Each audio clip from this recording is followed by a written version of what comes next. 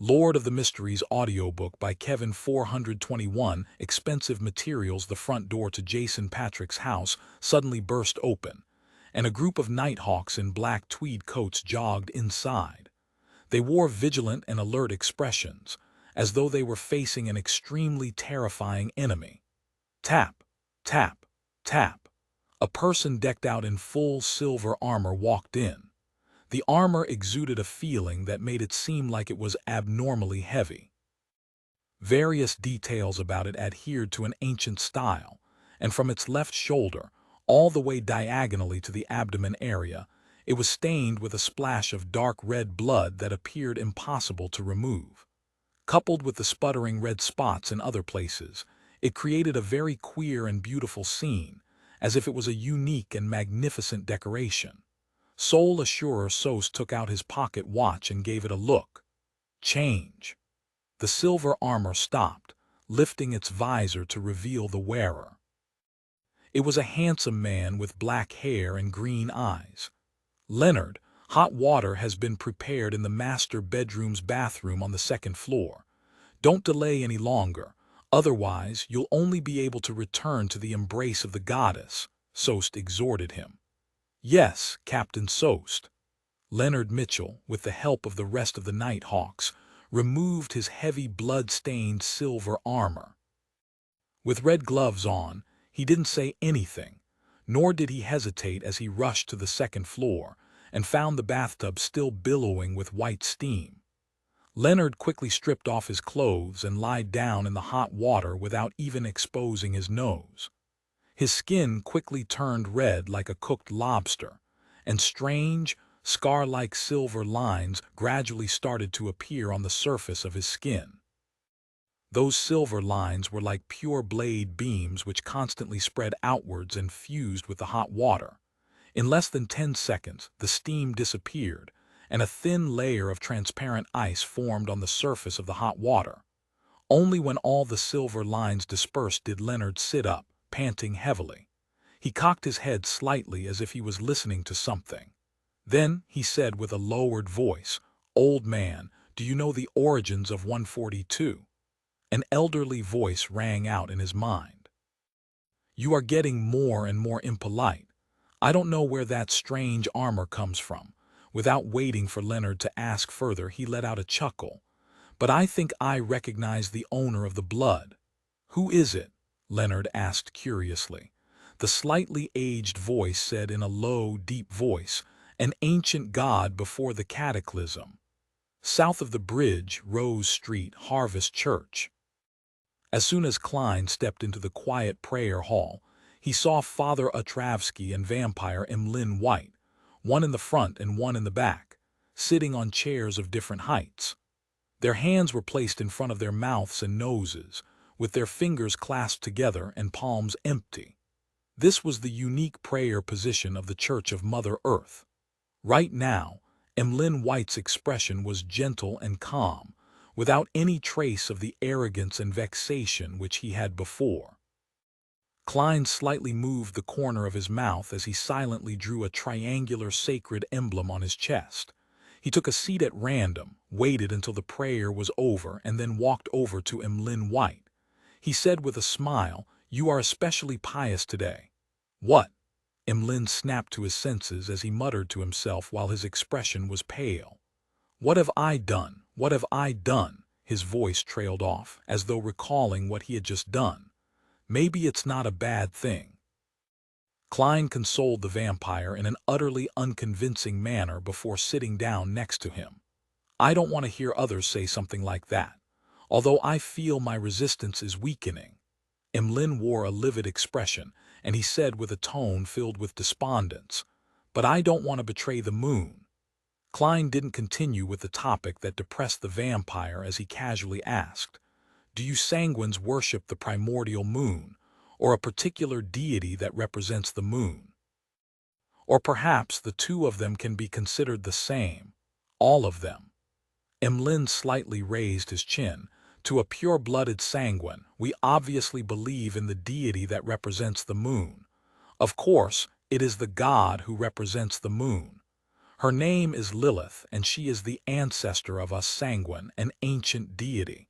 And when humans become sanguine, they tend to worship the primordial moon. Under normal circumstances, the two can be considered equivalent, but there are times when they do not overlap and there are differences. A human becoming a sanguine. Klein wasn't surprised that Emlyn White was able to say the name of an ancient god from the Second Epoch. Instead, he was more concerned about the tidbit about humans becoming sanguine. Is this the vampire sequence that Mr. Azek had mentioned? He thought. Emlyn said with a slightly complicated expression, yes, there are two types. One is transformed from a bestowment from a powerful sanguine, and the other is transformed from consuming a corresponding potion. The latter is our most hated enemy. Why? Klein vaguely guessed at the answer. Emlyn gritted his teeth and replied, the main ingredient of their potion is our blood essence. As expected, Klein turned his head and sized up Emlyn a few times. The gaze left Emlyn feeling a little nervous as he snorted. You're already a Beyonder. There's no way you can switch pathways. It's only because this is my first time seeing a walking, a living, no talking Beyonder ingredient. However, in a certain sense, every human Beyonder is also such an ingredient. Klein originally only wanted to inwardly make a casual joke, but soon he felt a strong sense of sadness. At this moment, Emlyn looked at the Bishop Atravsky, who was carefully polishing the sacred emblem of life, and said in a low voice, I found two ingredients that you wanted. What are they? Klein didn't attempt to hide his joy. Emlyn responded smoothly, thousand-faced hunter's mutated pituitary gland and blood. The asking price is £2,000 for the former and £300 for 100 milliliters of the latter. 2,300, Klein blurted out. Can I get a discount? After receiving his bail money back, he had a total of £2,185 in cash. For a member of the middle class, this was already quite an abundant amount of savings. Perhaps some people might not be able to save that much money in their entire lifetime, but Klein found that it wasn't enough. No, if it weren't for me, he would have wanted £2,800, and according to the agreement, you would have paid me an extra £150 for a total of £2,450, Emlyn said while shaking his head.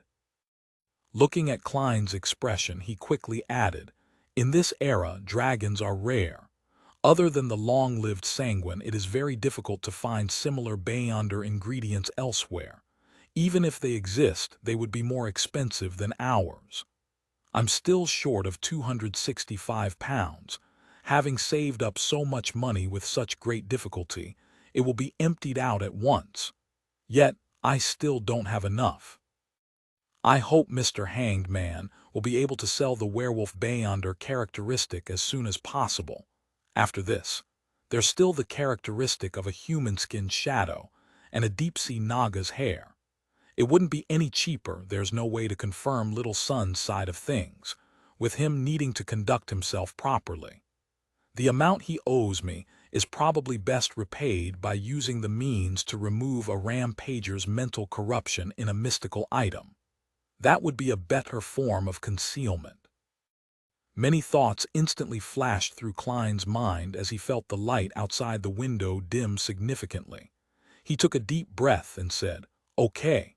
However, this deal will be delayed for some time. I recently provoked a fellow and am now being protected by official Beyonders. You don't wish for that seller to be locked up in the cathedral's basement, right? And I still have to gather the rest of the money. Klein tilted his head slightly to look at the cathedral's dome. Official Beyonders. Emlyn White jumped up and looked around. Klein glanced at him and said, don't worry about it. You're now a priest of the Church of Mother Earth and you have legal status. Moreover, Bishop Atravsky will protect you. I'm not. Emlyn's denial was exceptionally weak.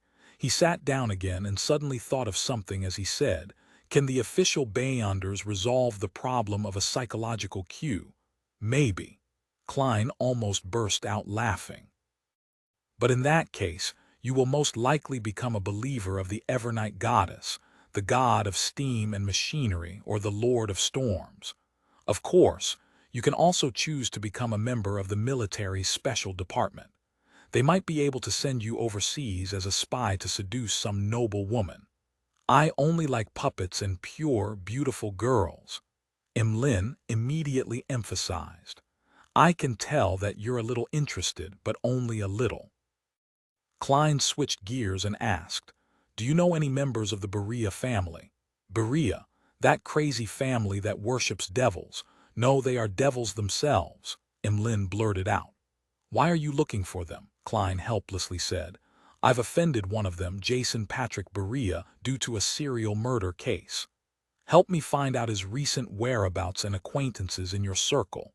If you have any accurate information, I will pay you, depending on the importance of the information."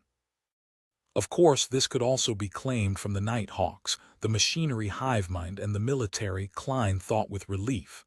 Emlyn nodded thoughtfully. "You actually dared to provoke a real devil. When you have exact information about him, he will know that you will bring him a great deal of harm." "It's all right, I have the protection of the authorities," Klein replied indifferently. After a few seconds of silence, Emlyn said, "Well, I'll try. The payment for information needs to be at least £20. After finalizing this matter, Klein didn't stay any longer, and he walked out of the cathedral. His mind was filled with the question of how he was going to gather the money. Miss Magician's new book is about to be published. She should receive a sizable amount of money for it. There will still be royalties later on. Perhaps I can promote the astrologer potion formula to her. However, she hasn't even gathered all the potion ingredients of Trickmaster. Miss Justice has joined the psychology alchemists, and I have no formulas to sell her. Sell her knowledge. The werewolf Beyonder characteristic is worth about £1,300, perhaps even lower. Must I produce a mystical item? Or should I think of a way to get Emlyn White to become a believer of the Fool, receiving tributes at the cost of offering to remove the psychological cue? Right. Jason Berea carried a lot of cash, jewelry, and precious metals.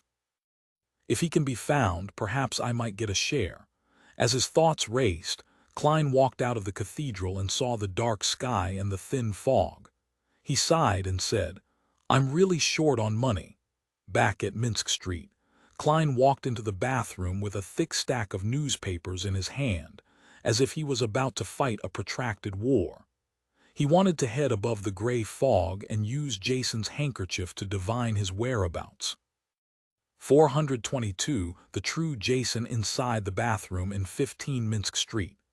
Klein took out a paper figurine from a concealed pocket, shook it, and transformed it into a body double. He made the body double sit on the toilet with a newspaper in hand as a way to deceive others. Then he hid himself in the shadows, took 4 steps counterclockwise, and went above the gray fog. These series of actions were even more magical than magic. Inside the majestic ancient palace, Klein sat at the very end of the long bronze table, conjuring Jason Berea's handkerchief in front of him. It was only a projection, but it could also be used for divination as long as the handkerchief didn't leave his body in the real world. The earliest instance was back when he used the projection of the mutated sun's sacred emblem in Tingen City as a divination object.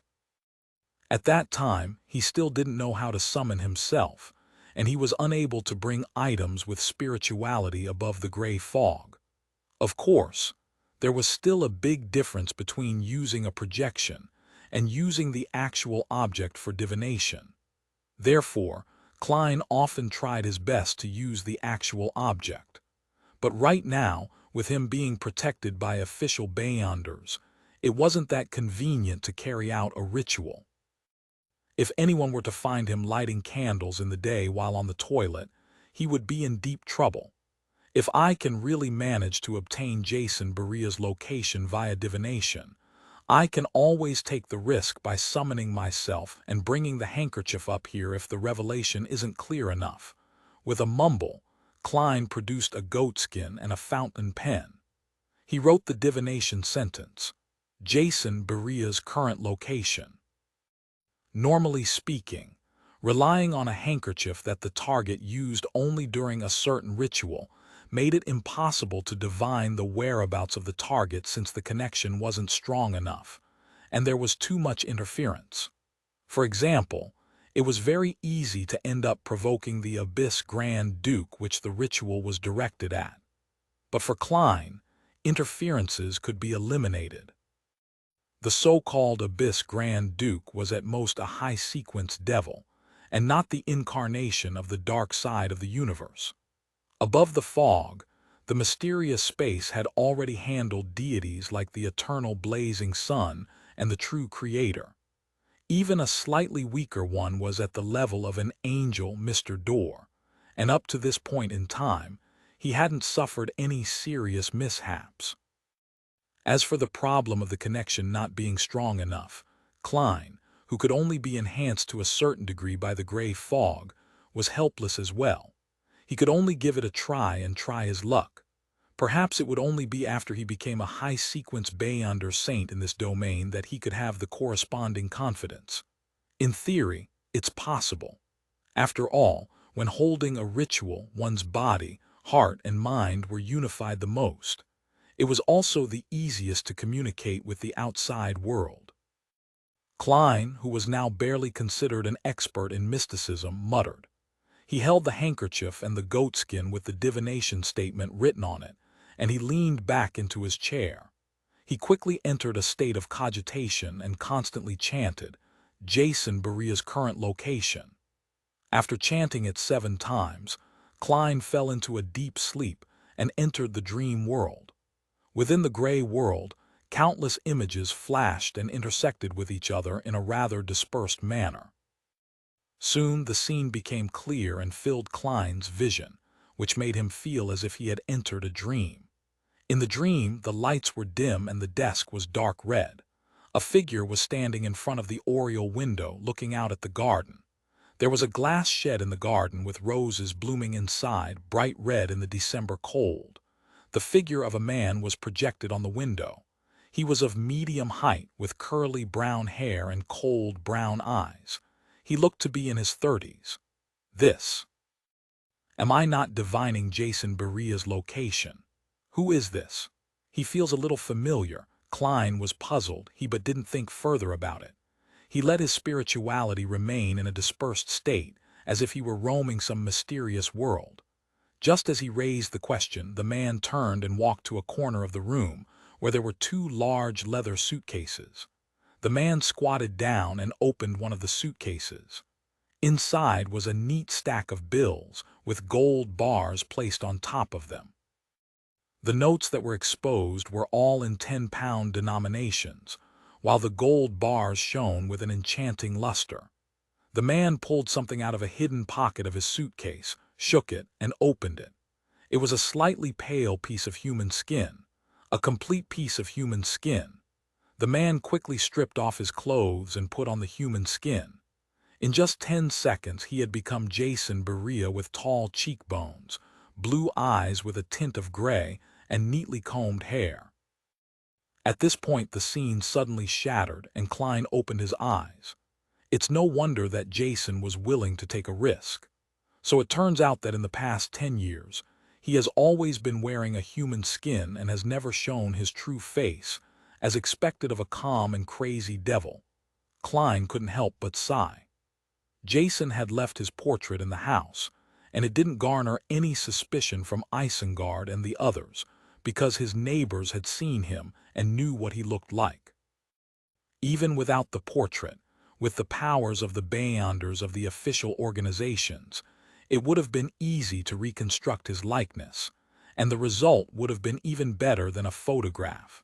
Therefore, there was no reason for Jason not to have the drive to destroy something like it. This was something very logical. Who would have thought that he would have left a hoax in somewhere that looked to be most natural? If searches are made according to the portrait, even if the Nighthawks have sealed Artifact 142, it wouldn't be that easy to lock onto the target. Moreover, In both times, he had used his own abilities to conceal his face. Who would have thought that his face, which had been tightly covered and concealed, was actually fake? Klein realized how cunning Jason was. He rubbed his temples and began to recall the scenes he saw in the dream divination. A house with a glass greenhouse. That's a pretty obvious feature. There aren't many similar buildings in Backlund. But the question is, how do I report it? The moment I tell the machinery hive mind, Jason would definitely sense the danger and start to disguise himself and move away, directly find the Nighthawk with sealed artifact 142. What if I encounter someone familiar?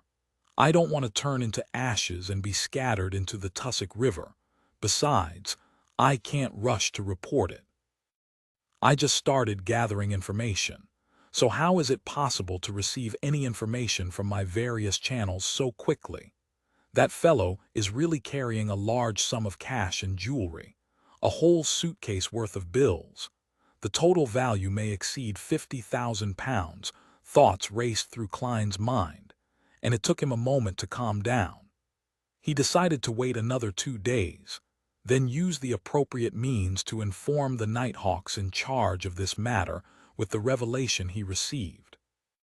With the divination coming to an end, he returned to the real world, removed his double, and sat on the toilet himself.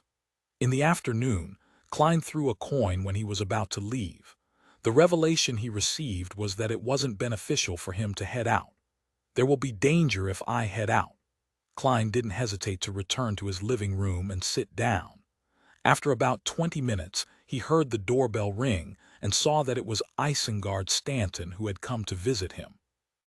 "Mr. Stanton, any progress?" Klein asked rather delightfully. Isengard pointed to the back of the hall. "Let's talk inside." "All right." Klein made way by stepping aside. After sitting on 2 sofas which faced each other, Isengard held his hunter's hat and took a deep breath. "The Desire Apostle has appeared again." Seeing Klein maintaining his silence, he nodded in satisfaction and continued. "The families of 2 detectives refused protection, believing that they wouldn't be implicated, so they remained outside.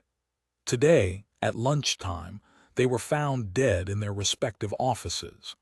One was so horrified that he died from fright. The other was too excited that he expanded the last of his energy. They were too stubborn, as expected of believers of the tyrant, but as a result, the mandated punishers have formally involved themselves. It's said that the few churches and the military's high-sequence beyonders have cast their gaze over, and they've placed the matter of the Desire Apostle as one of the most important events in recent times. Are you hoping that I wouldn't reveal your identity as a believer of the God of knowledge and wisdom?" Klein asked, seemingly enlightened. "It's easy to talk between detectives." Isengard smiled and nodded. "No problem." Klein made the promise first, then said, "I have some information channels that are convenient to expose. If I get valuable information from them later, I hope you can help me inform the Nighthawks and keep it confidential." As for why it's the Nighthawks instead of the machinery hive mind, he believed that he didn't need to be too clear about it. With the intelligence of a great detective like Stanton, he could easily figure it out. Isengard first agreed to Klein's request, then said in puzzlement, "By telling me, it's the same as letting Jason notice it ahead of time. Let's hope we can think of ways of avoiding that. Also, please help me think about other possibilities. That ring of yours should be able to mimic several Beyonder powers," Klein calmly replied. "All right." Isengard didn't say anything further. He pondered for a few seconds and took out his pipe to take a whiff. "The Desire Apostle's actions today have verified one of my guesses. Heh, it's also the question you thought of previously. His main purpose isn't revenge." Klein understood what Isengard was implying. Isengard leaned forward and solemnly said, "Since Jason has already been through the cold-blooded stage, it means that he's definitely cold-blooded. It's impossible that he would go this far for that devil. Sherlock, look." Up until now, All of the official Beyonders in Backland have been mobilized, and even the high-sequence Beyonders have shifted their attention to this matter. At this point, if Jason wants to deal with someone else, the true target, wouldn't it be much easier? Klein thought over it for a moment and replied heavily, "That makes sense." After a short exchange, Isengard went on to find Kaslana. After Klein tossed the coin, he went out as planned, heading for the Quelog Club. Neither of them had yet revealed their suspicions to the official Beyonders, fearing that it would end up directing harm at Jason, making him detect it and abandon his series of actions. As soon as he entered the Quelog Club, Klein met the surgeon, Aaron, in the lobby. "Long time no see," he smiled and greeted him. "I've been really busy recently," Aaron replied in a friendly manner, but he maintained his cold expression out of habit. "Besides, my wife recently got pregnant and I'm going to be a father again." "Congratulations. When did this happen?" Klein asked casually. Aaron thought for a while and said, "It was just confirmed. She should be pregnant for more than a month." "More than a month?" Klein was startled, and then he looked into his eyes. 423 winds arise, yes, a month or so ago." Aaron nudged his gold-rimmed glasses and gave him a positive answer. "A month or so ago." "Isn't that when you were being troubled by Will Ossipton-related nightmares?" Klein was surprised and puzzled, but he didn't let his emotions show. In the blink of an eye, he thought of the two divinations he had made. Will Ossipton was in a dark room with the sound of running water outside.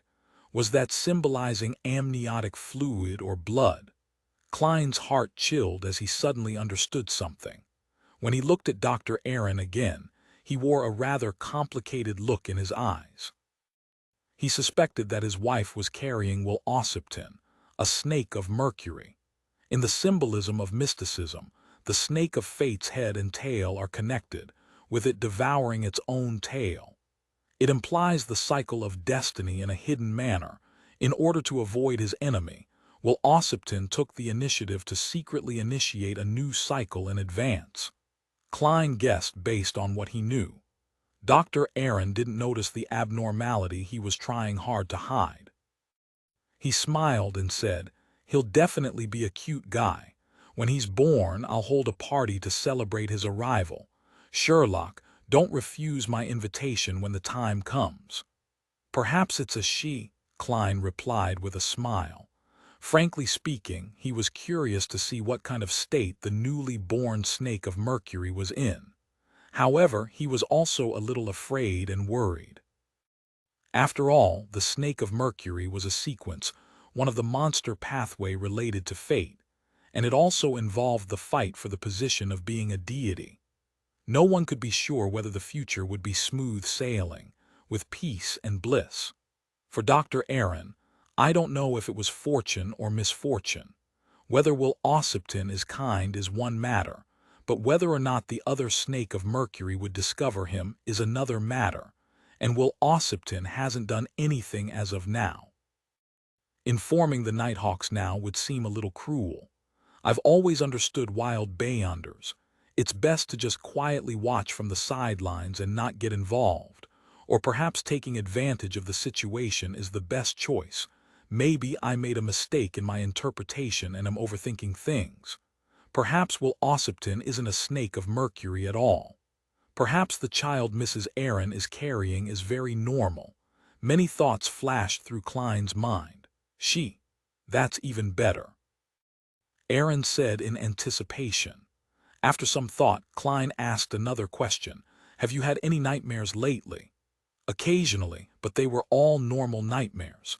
There are no longer any nightmares of Will Ossipton anymore." "Sherlock, thank you for your guidance," Aaron said earnestly. No, that makes it abnormal. As a keyboard warrior, my limited general knowledge of psychology tells me that occasionally dreaming of Will Ossipton would be the natural thing to do. It's a standard response from overstimulation. Since Will had caused you so much trouble and left such a deep impression on you, it would definitely be reflected in your dreams. Therefore, the correct outcome would be to occasionally dream about Will Ossipton, but the dream wouldn't be too clear.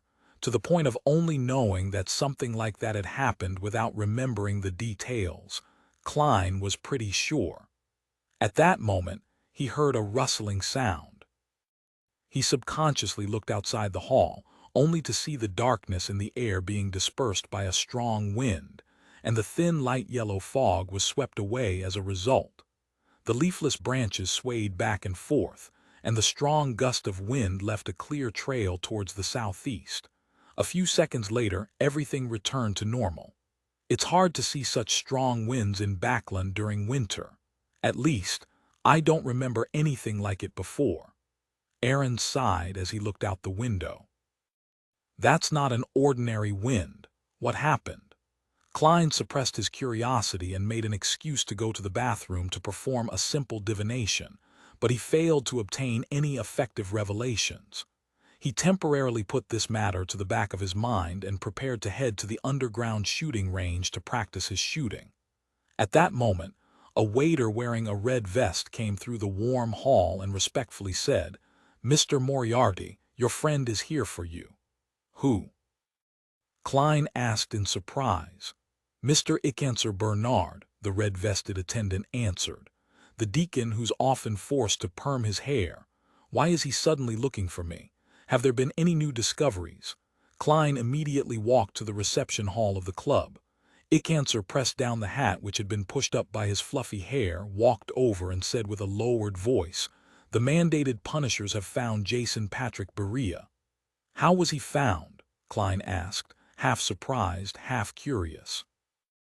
According to his divination, Jason Berea had always been wearing human skin. His true appearance and aura weren't what they had assumed they were. It was almost impossible for him to be found so easily. Ickanser surveyed the area and said, "I'm not sure. I just received the news." He pointed to a small white bird standing on the tree outside the door. The bird was leisurely cleaning its feathers with its beak. Before Klein could ask further, Ickanser gave a general account of what had happened. The mandated punishers found clues and confirmed Jason's location. However, the devil discovered the danger in advance and managed to kill 2 mandated punishers and fled before they managed to close in on him. This infuriated the higher-ups of the Church of the Lord of Storms. As such, Spellsinger of God, a snake, is currently personally in pursuit. You likely saw a gust of wind just now. It was caused by him. He's the Archbishop of the Church of the Lord of Storms' Backland Diocese, and he's also one of the cardinals of the Church of the Lord of Storms. It sounds normal, but it also feels weird. According to my theory with Mr. Isengard, this can be also understood as a way for Jason, the Desire Apostle, to draw away high-sequence Beyonders. Klein asked after some deliberation, "Are you sure that the person discovered is Jason Berea?" Ickanser's expression instantly turned heavy as he replied with an odd tone. "I'll give it a try," he replied in a strange tone. He motioned to Klein to follow him out and into a large carriage parked at the side of the street. There were 2 members of the machinery hive mind inside. Ickanser took a deep breath and took out the strange patterned silver mirror from a special pocket in his clothes. After doing the necessary steps, he gloomily said, "Honorable Arrows, my question is, where is Jason Patrick Berea's current location?" The surrounding lights suddenly warped as if they were lights after a rain. A scene rapidly surfaced on the silver mirror. It was a riverboat with a sail raised. Jason Berea, with his high cheekbones, blue eyes with a gray tint and neatly combed hair, pressed down his cap, propped up the collar of his coat and hurried into the cabin. He's really trying to escape Backland. Spellsinger of God seems to be heading towards the dock area, a female machinery hivemind member said in realization. That's way too easy for him to be exposed, right? Klein was filled with doubt. Ickanser wasn't concerned with any of this. All his attention was placed on the silver mirror's surface. This time, there was only the choice of answering. Answering it wrongly or lying meant suffering a terrifying penalty. Soon, words in blood red appeared on the mirror. If the man you like is covered with lumps, has his skin shed, reducing him only to flesh and blood, or has become a monster but it is still able to communicate with him, will you still like him? What a shameful question. Wait, a man. Klein almost turned his head to look at Icancer. Icancer slowly breathed out and said, I will, but I will kill him with my own hands. Very honest. A new combination of words appeared on the surface of the silver mirror. This question and answer game is simply a public hearing. Klein really wanted to cover his face. He looked at the other two machinery hivemind members and saw no abnormalities from them, or perhaps it should be said that they were pretending to not have any abnormal expressions.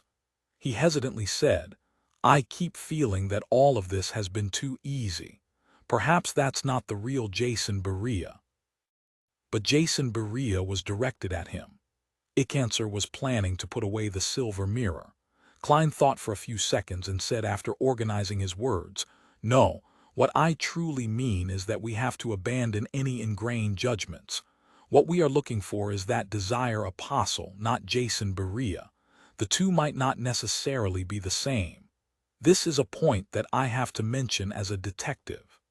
On King's Avenue, a luxurious carriage left the kingdom's parliament. The carpeted carriage was furnished with a bed, a sofa, a table, and other furniture like a mobile room. Duke Palace Negan, who was dressed in a dark blue admiral's uniform, was drinking a polished crystal glass of red wine that resembled crimson blood. As he sampled the wine, he said thoughtfully, Invite Earl Hall to be my guest tomorrow. I would like to discuss with him about increasing the remuneration of the factory workers and improving their working hours, as well as amending the poor law. These are bills he has been pushing hard for recently. He should be very interested. Why would the Church of the Evernight Goddess suddenly be concerned over such matters? When sending the invitation, you can first inform Earl Hall about the topics I wish to discuss. The property restrictions for the elections are necessary and cannot be lowered.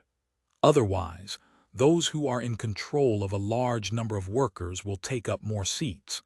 Also, suppress the recent attack on the invalid voting districts. The secretary at the side quickly scribbled down Duke Negan's orders. After he was done, Duke Negan sighed and said, The reason I'm doing this is also for the sake of the nobles. However, there are more and more useless fellows among us, and there's even quite a number of them who owe money to the tycoons. At that moment, the carriage didn't turn towards Empress Borough but went straight ahead. As the greatest property-owning noble apart from the king, Duke Negan had many mistresses, but in the relatively conservative Lone Kingdom, this was something which would leave him vulnerable to his political enemies.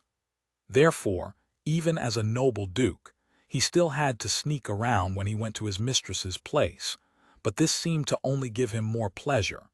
Today, he was planning to go to his most beloved mistress of the past 2 to 3 years, a young girl who had just turned 20. Duke Negan took out a bottle of medicine made of mummy powder and drank it. He couldn't help but touch the accessory hanging from his neck. It was a dark blue thumb-sized conch. It was a mystical item that the Church of the Lord of Storms had specially provided after his last assassination attempt by Kalangos. As long as Duke Negan blew on it, the Holy Wind Cathedral's spellsinger of God, a snake would hear it and lock onto his position. In order to protect himself, Duke Negan even moved the residences of his mistresses to areas near the Holy Wind Cathedral. The carriage slowly moved until it reached an extremely luxurious building. At a glance, there was a glass greenhouse filled with bright red roses. 424, the problem of change inside the carriage outside the Kellogg Club. The desire apostle might not necessarily be Jason Barea. You believe that we might have been misled. Icancer didn't scoff, show contempt, or think lightly of what Klein had said. Instead, he began to seriously discuss the problem with him. Not a bad deacon, however, it could also be due to him frequently using the magic mirror name arrows. No matter how bad his temper is, it would eventually be worn out. Klein praised silently and nodded sincerely. This is my personal opinion derived from a cautious standpoint. It's very easy to prove it again. Ask the magic mirror of the Desire Apostle's location and not of Jason Berea's location. Icancer pressed down his hat and said, "Makes sense." His expression turned serious once again, and his gaze landed on the magic mirror in his palm. Deacon Icancer, if you were to ask for any clues here, the devil will definitely be able to detect it, Klein reminded them. That's right. Icancer turned his head to the other two members and said, "Continue protecting Mr. Moriarty in secret. Even if the Desire Apostle attacks, the three of you should be able to last for some time. Besides, there's military personnel nearby."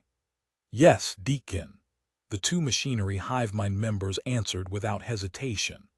Icancer left at once, heading for where the Nighthawks were, which was around Isengard Stanton. With the Spellsinger of God stirred and the sealed artifact of the Church of Goddess Church out in force, if the Desire Apostle were to really do anything, it would definitely be this afternoon.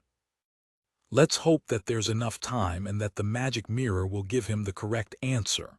But this way, I won't have a chance to get involved, and I won't be able to personally see the devil that has harmed all of us die, and I won't have access to his suitcase full of money, gold bars, gold coins, and jewelry. Klein looked at the Icancers departing back and sighed in disappointment. However, his mood soon recovered. That's good too. At the very least, I won't have to take any risks and be able to safely get out of this predicament. Furthermore, the machinery hive mind definitely won't treat me unfairly. If I were to succeed, my opinions and suggestions definitely would have played an important role. Furthermore, I'm a believer of the god of steam and machinery, so it's likely I'll receive some of the spoils. Considering the premise of £50,000, it shouldn't be too small. Klein couldn't help but feel a bit regretful as he thought of this, but he wouldn't risk himself by getting involved.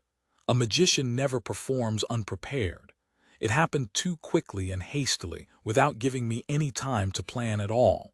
Klein nodded at the two machinery hive mind members, got out of the carriage, and returned to the Quelog Club, where he had no trouble getting the attendant to allocate him a break room. Hilston Borough, in Isengard Stanton's living room. Leonard Mitchell combed some of his slightly unruly black hair.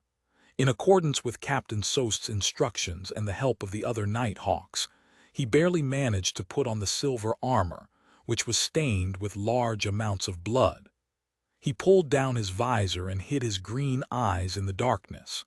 Then he extended his left hand, which was covered by a silver metal gauntlet, and held the magic mirror Icancer handed him. Within the Church of the God of Steam and Machinery, the code name of the silver mirror was 2111. "It's only a grade 2 sealed artifact?" Sost asked, slightly surprised. Icancer nodded. "Yes, it's not that dangerous." As he said that, he suddenly sounded like he was gritting his teeth. "That is to say that its other aspects have reached the standards of a grade 1 sealed artifact?" Sost asked in thought. Icancer warily glanced at him. "Only in certain aspects." He refused to divulge any more information. At this moment, Leonard used his right hand to gently stroke the surface of the silver mirror. The living room suddenly became quiet. After repeating it 3 times, he said in a deep voice, "Honorable Arrows, my question is, where is the current location of the Desire Apostle who assaulted Isengard Stanton?" The entire house turned dark as though a dark cloud had passed by. The surface of the silver mirror glowed with an aqueous light, and a blurry image quickly formed. It was a luxurious villa with a large garden in front of the window. In the center of the garden there was a glass greenhouse, with bright red roses blooming inside. Above the glass greenhouse, the pale sun could still be seen behind the thin fog. "It's in Backlund." Isengard Stanton immediately derived the location of the scene based on the angle of the view and the position of the sun in the sky. This is completely different from the answer when we asked about Jason Barea. We've been tricked, Icancer said in a deep voice.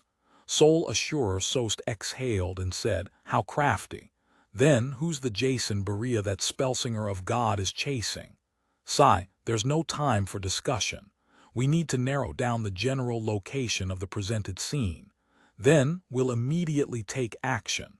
I suspect that the Desire Apostle is planning to cause a huge incident. At this point, the silver mirror known as arrows had dissipated the scene, replacing it with words. It required Leonard Mitchell to answer a question, and if he lied or refused to answer, he would be severely punished. For some baffling reason, Leonard felt a little nervous. He put away his usual frivolous attitude and quietly waited for the question. A few seconds later, he saw the blood-red words change, taking shape one by one. On your body, is there something attached? Halfway through the question, Leonard's pupils rapidly contracted. His back tensed up, and a cold sweat broke out on his forehead. If it wasn't for him being concealed by the blood-stained silver armor, the others would have already noticed his abnormality. Right at this moment, his left palm inexplicably trembled. The silver magic mirror suddenly trembled, and the scarlet words were strangely tainted with a tint of green. If one didn't keep staring at the mirror with rapt attention, it would be difficult for others to discover that the color of the mirror had slightly changed. The words continued warping, changing the question to, on your body, is there a scar which you cannot tell others? Yes, that scar resides in my memory, Leonard answered stably, but his body inside the blood-stained silver armor felt a sense of exhaustion from suddenly relaxing a high tension. This mirror is too dangerous. It actually noticed it. Thankfully, old man has recovered a bit after such a long time, he thought. His lips were dry. Sost took out his pocket watch, pressed it open to take a look, and said to Leonard, who was inside the blood-stained silver armor, there's still time, you'll be in charge of the rest of the operation. Yes, Captain Sost. Leonard let out a secret sigh. Dock area, Backland Shipyard. Patrick Jason Barea entered a cabin he had reserved in advance. He looked out of the window and observed the sky filled with fog as he silently counted the time. After a while, he quickly took off his hat and clothes. Then, with a tug of his hand, he pulled off the outer layer of human skin. Under the human skin was a beautiful woman in her early 30s with a profound look in her eyes. She wasn't the man with brown hair and brown eyes whom Klein had seen during the dream divination. The woman took out some clothes and put them on methodically, quickly becoming an absolutely charming woman. Finally, she pulled out a fist-sized stone figurine from the bottom of a suitcase and wrapped it tightly with the peeled-off skin before tying a dead knot. Having done all this, the riverboat was already some distance away. She opened the window and threw Patrick Jason's skin along with the stone figurine into the river. Plop! The human skin that was tied to the heavy object quickly sank. The woman clapped her hands and closed the window. Carrying the suitcase, she changed to a different cabin she had prepared. Then she sat down at the window of the new cabin, propped up her elbows, her face in her hands, and looked out leisurely. After an unknown period of time, she saw a strong gust of wind blowing in the air, dispersing the thin fog. The corners of her lips curled up into a brilliant smile. In a luxurious villa not far from the Holy Wind Cathedral in Sherwood Borough, the bloated, blue-eyed Palace Negan Bear hugged his approaching mistress, a beautiful young girl with a bit of innocence on her face. There were two people following him. One of them was a middle-aged man wearing a black tailcoat. He had brown hair and blue eyes, but he didn't wear an expression. He was a Beyonder guard provided by the Church of the Lord of Storms, a Sequence 6 wind-blessed. The other person was Duke Negan's secretary. He was a thin, blond young man with delicate features, looking refined and reserved. His biggest flaw was his receding hairline, which didn't match his age. As for the other guards or security personnel, They were spread out outside the house. On the second floor, the wind-blessed entered the bedroom before Duke Negan for a quick inspection. Meanwhile, Duke Negan's secretary was in charge of searching the surrounding rooms. After confirming that there were no problems, they nodded at Duke Negan, indicating that he could continue. "My roused-up feelings have almost calmed down," Duke Negan said half-jokingly. His mistress happily responded, "Then we can have a nice chat. I'd like to hear about your time at sea. I hope you'll eventually have the energy to do so." Duke Negan carried his mistress into the bedroom and closed the door behind him with his heel. His secretary and the wind-blessed entered the rooms on either side of him, not relaxing in the slightest. In the attic of this house, a man in a dark overcoat sat on an old chair, his eyes half closed. It was unknown what he was trying to sense, but he would occasionally smile and shake his head. His brown hair was slightly curled, and his brown eyes were cold. It was the same person that Klein had seen in the dream divination. The difference was that there was one fewer suitcase by his feet. "How vigorous and what intense desire, this doesn't match my judgment of him. It looks like he took some medicine that just works so well for me, heh heh. How could they possibly imagine that Patrick Jason Berea is actually two people?" The man tilted his face up slightly as if he was intoxicated. "It's almost time, right now." His right hand suddenly clenched, as if he was tightly clutching someone's heart. 425 under the roses beyond the window, the glass greenhouse reflected the pale light of the sun, and the bright roses stood out even in the thin fog. In the bedroom, Duke Negan seemed to have recovered the feeling of following his father and elders around the vast lands when he was young, riding a horse, using a hound, and chasing a wild beast. Finally, he climaxed, and the surroundings seemed to become abnormally quiet. At this moment, his mind suddenly buzzed once. He felt as if the pleasure and comfort he was feeling had suddenly exploded one after another. It continued exploding without end or limit, again and again. Duke Negan's waist kept shaking, and his eyes were blank, his brain having lost its train of thought. His heart began to beat violently in an unbearable manner, like a steam boiler whose pressure had gone beyond its limits. It could blow up at any time, and hot steam could gush out at any moment. If it were an ordinary person or a Beyonder who wasn't physically strong, they would have suffered a heart attack, a massive cerebral hemorrhage, and die on the spot. But Duke Negan ultimately managed to ride through the attack. Only his eyes were unfocused, and saliva was flowing out the corner of his mouth before he weakly slumped onto his mistress. The wind-blessed and the Duke's secretary, who were on guard on both sides of the room, simultaneously sensed the strange and mysterious smell of spirituality. The former's body was suddenly surrounded by a violent wind, sweeping him towards the wall, and with a clang, a large hole was blown through the wall as he stepped into the bedroom. The secretary went straight to the source of the mystery, the attic of the house. Along the way, he didn't evade or dodge, but the decorative vases and other objects in the corridor seemed to have found lives of their own and avoided him in ingenious ways. As he ran up the stairs to the attic, the wooden floorboards seemed to rise, as if to give him a hand. In just 3 or 4 seconds, the refined, handsome, blond young man entered the attic and saw a figure sitting on an old chair. The figure was covered in a thick black liquid, just like the gathering of all the ugly desires and intense feelings in the depths of a human's heart. It was the greed of willing to sell and hang oneself by the ropes, the hunger that wouldn't even spare one's own kind, and a lust without limits. This was a devil walking the earth. The skinny secretary's expression didn't change, nor did he attack directly. Instead, he looked at the other party, reached behind him, and politely closed the door. Bam! The wooden door of the attic was closed. The entire room suddenly felt like it had been completely sealed, as if one could never leave the room unless effort was put in to crack the seal.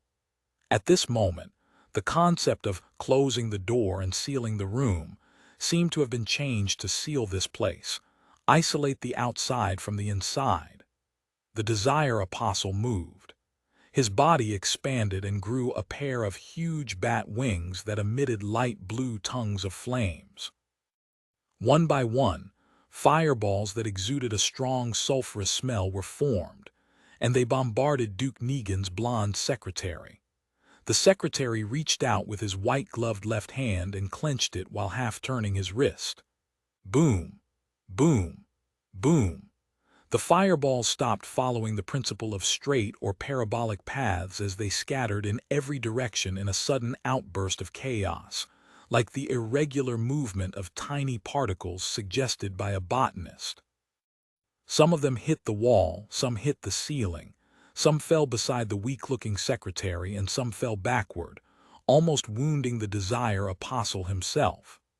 The entire attic was a mess, with traces of destruction and char everywhere, and the house even shook a few times. However, the mysterious power that was sealed in here, or the rules that had been tampered with, had yet been destroyed. The surrounding walls, the old wooden door, and the dusty roof appeared to be on the verge of collapsing, but it remained intact. The desire apostle wasn't frustrated by the failure of his previous attempt, nor was he flustered that he couldn't control his enemy or catalyze him into a frenzy, due to his calmness and restrained desires. His coffee-brown eyes suddenly lit up like lava as he took the form of the blonde secretary. He spat out a word in the devil language, one filled with foulness and filth. Die. Almost at the same time, the pupils under the secretary's golden-rimmed glasses constricted. He opened his left fist and aimed at the desire apostle with the palm of his hand. Suddenly, his figure split into two. One was refined and skinny like his actual self. The other was a shadow covered by a black liquid of desire. The two quickly alternated, overlapping with each other at times. Die. The words said in the language of foulness echoed in the attic as the secretary let out a low grunt and took 2 steps back.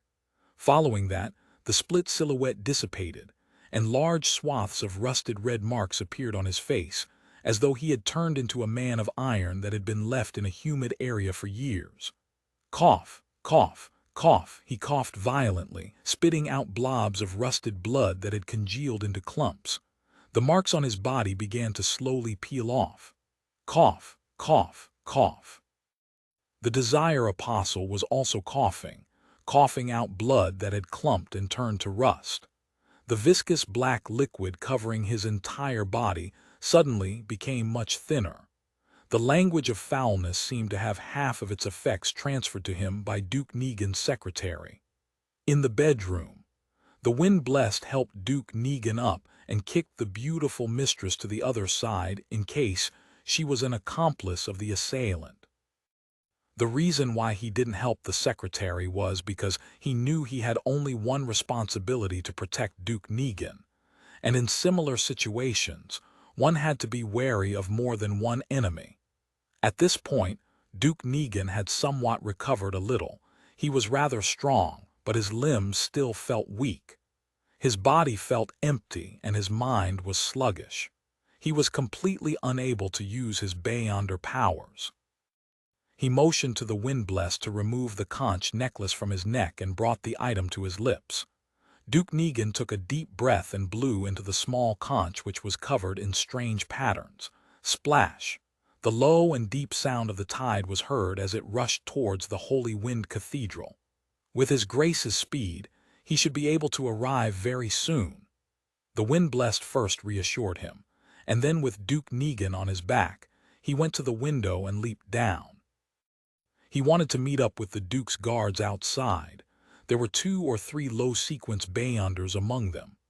Duke Negan gasped for breath and said, "Catch him. Make sure to catch him alive, or with a spirit body. I want to know who it is." He had suffered an assassination attempt from Pirate Admiral Kalangos the last time, and now it was an unknown Sequence 5 expert. Duke Negan was very aware that he hadn't developed any irredeemable grudges with anyone recently. As such, he was especially angry and resentful. He wanted to find the mastermind and use all the resources at his disposal to tear the mastermind apart. The premise of all this was that he could find clues from the assassin. 7 or 8 seconds later, most of the Duke's guards surged forward, surrounding Palace Negan and the Wind Blessed in the middle as they gathered in front of the garden. "Wait here and be on guard against the enemy," the Wind Blessed gave the order. Under normal circumstances, he had to protect the Duke and evacuate from the assassination grounds as quickly as possible and rush to the safety of the Holy Wind Cathedral.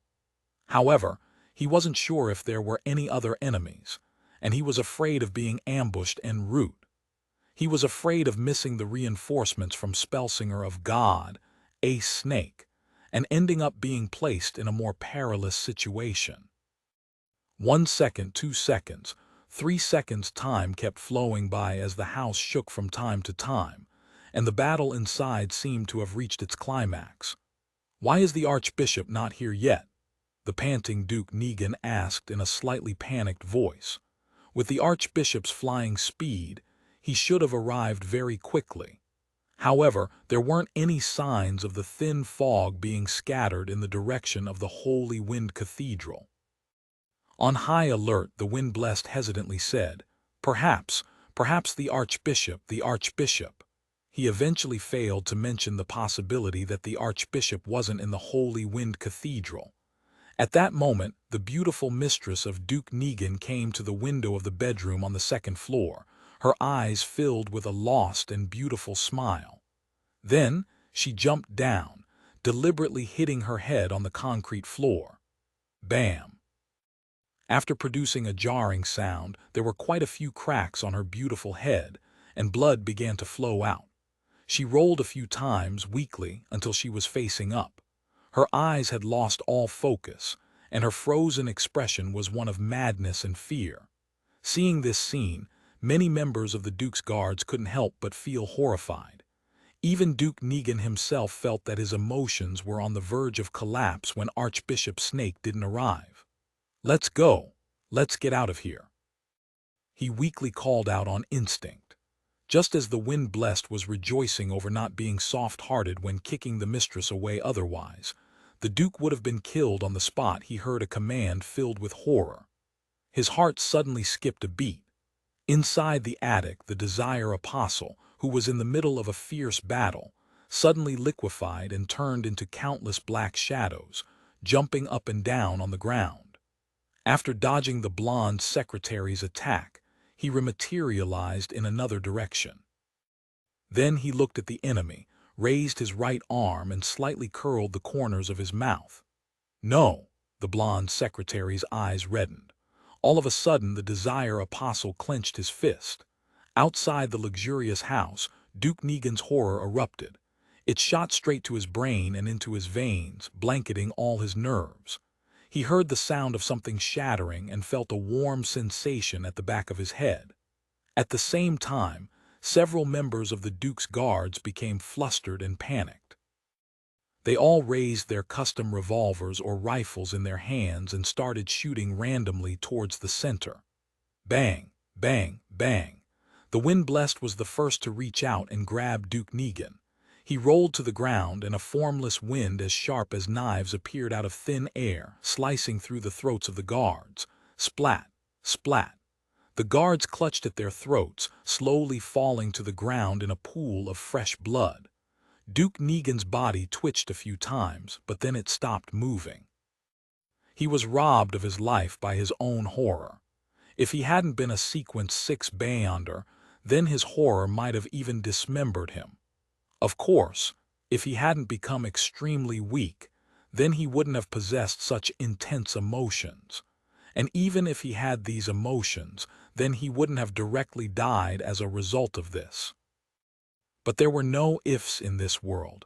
Palace Negan, the leader of the Conservative Party, the noble with the largest land apart from the king, the elder brother of the current prime minister, a Sequence 6 Beyonder, and a truly important figure was dead.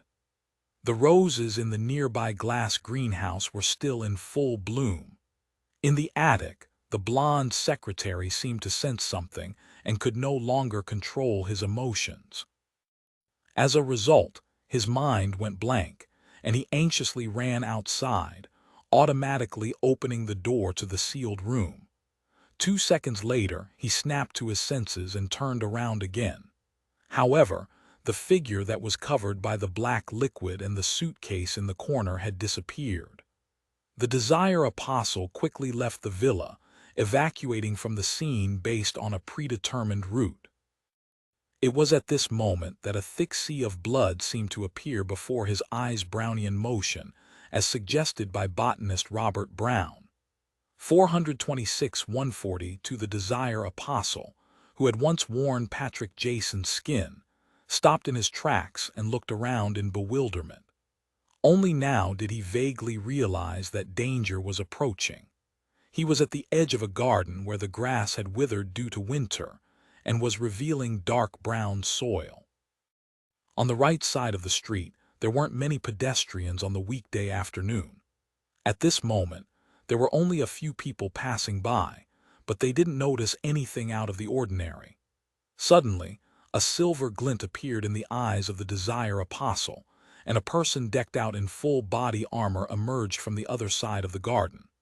The armor was stained with congealed blood, diagonally from its left shoulder all the way down. It exuded a bewitching beauty and appeared to be extremely heavy. Every step it took slightly shook the ground.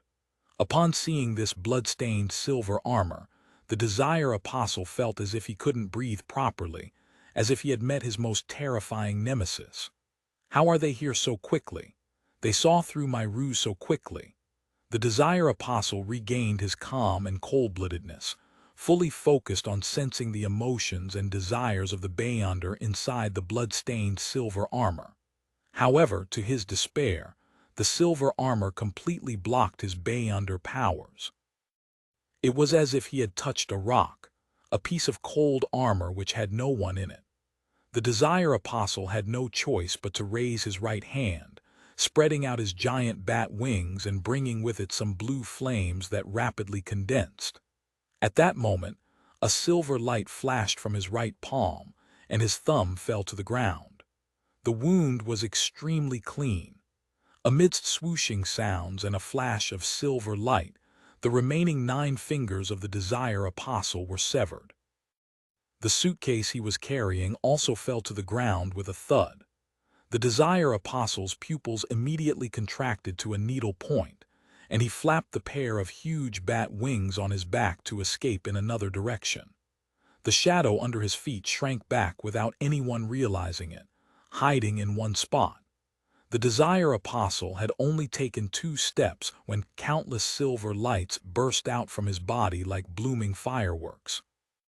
The thick black liquid that covered his body splashed to the ground like raindrops. His forearm, arm, shoulders, ribs, neck, and other parts of his body broke off and smoothly slid downwards. Splat, splat, splat. The pale, blood-stained intestines of the Desire Apostle splashed to the ground, along with his squirming stomach and his beating heart which had yet to cease. The place where he stood was where the blood was the thickest. The further he went, the more splatted it looked, which when put together, they formed a beautiful flower of death. A Sequence 5 expert, a Desire Apostle who had just completed an impossible assassination, was dismembered without any resistance. This was a Grade 1 sealed artifact. This was the sealed artifact that had caused over 100,000 people to lose their lives. Sealed Artifact 142. Dressed in that terrifying-looking armor, Leonard Mitchell struggled to take 2 steps forward, sized up the dismembered body on the ground, and raised his voice. "He's not completely dead yet." He paused for a moment and then added, "Different devils have different characteristics. This Desire Apostle is a shadow shifter. He's just abandoned his own body, only leaving a shadow behind." While Soul Assurer Sost instructed a number of Nighthawks and members of the machinery hive mind to keep ordinary people at bay, He surveyed the scene and listened to Leonard. He took out his pocket watch and opened it. He asked with a serious expression, "There's only 10 minutes left, is it enough? Don't force it." "No problem." 142 has locked onto him. "I can sense its excitement," Leonard said without hesitation. So spread his red-gloved fingers and said to the other Nighthawks, "Bring hot water with you and follow Leonard closely. Once there are any problems, switch with him immediately and dig a bathtub on the spot. Also, leave marks. The other team members and I will quickly catch up." Tap, tap, tap. The blood-stained silver armor began running in pursuit. Despite looking heavy, it was incredulously fast. Sost watched as the few red gloves left before turning to look at Icancer. "Deacon Bernard, take the rest of the machinery hivemind members to that house. Watch the Duke's guards and anyone else that's alive at the scene." "Watch," Icancer subconsciously returned with a question. Sost nodded seriously and said, "How can the Desire Apostle be able to determine that the Duke would be coming to this house today, to the point of precisely pinpointing the time, and then perfectly luring the Spellsinger of God away?" Icancer was instantly enlightened. "Are you saying that a member of the Duke's guards or someone trusted by him is a partner of the Desire Apostle? Otherwise, there was no way that his timing could be that perfect.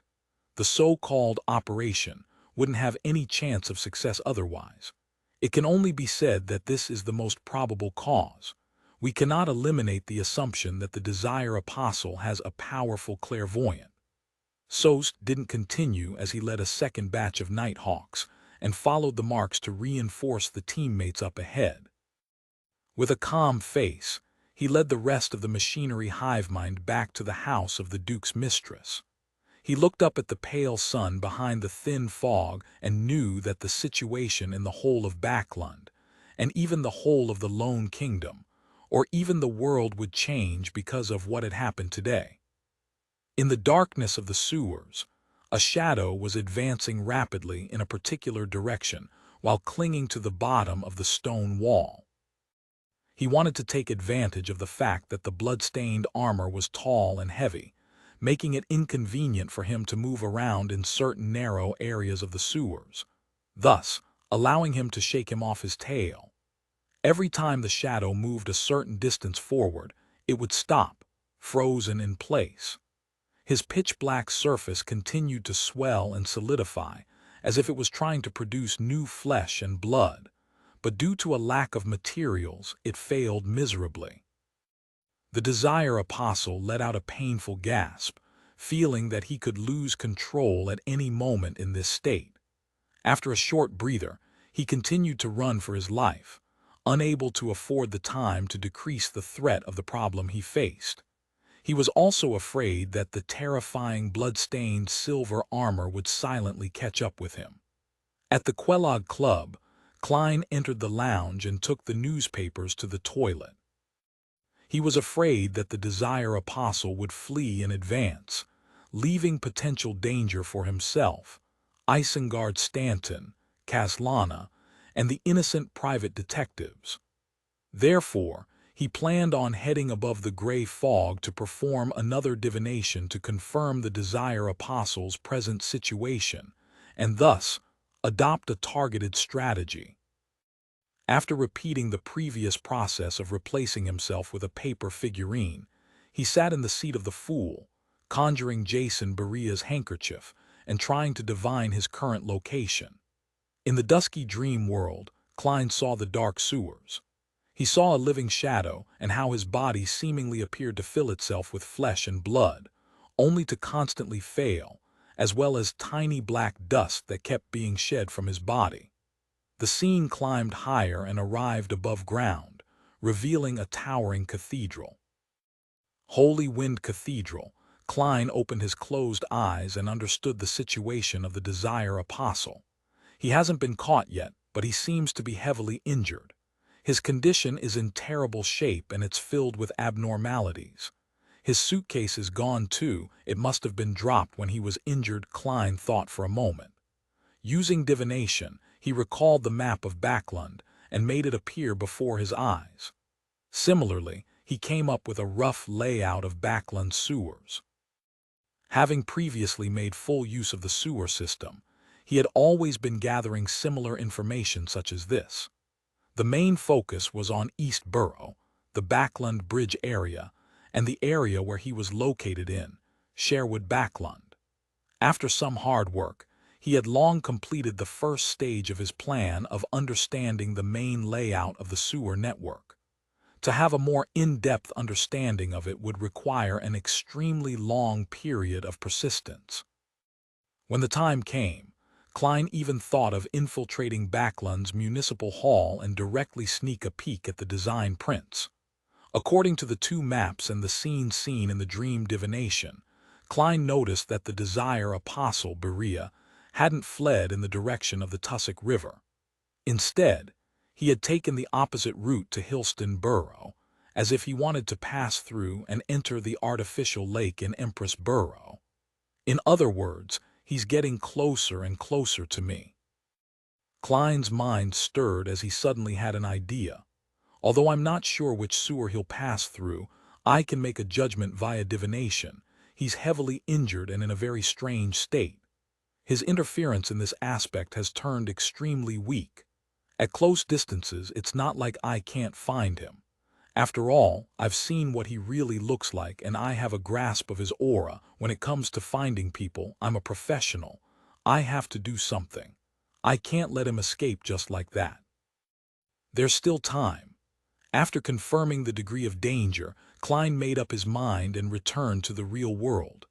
He took out the candle, quickly set up a ritual, summoned himself, and responded to himself.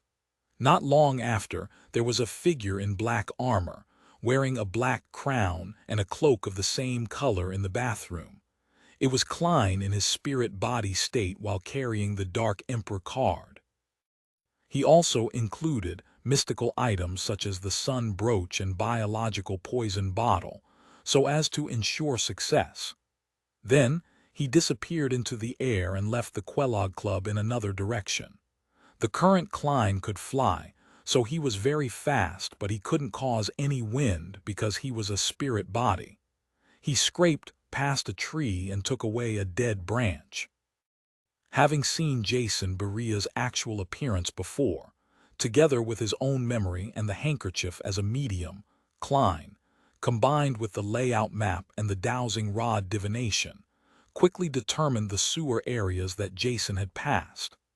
After entering the pitch-black and fetid area, Klein used his maximum speed to pass through a large number of narrow areas and entered a relatively spacious area.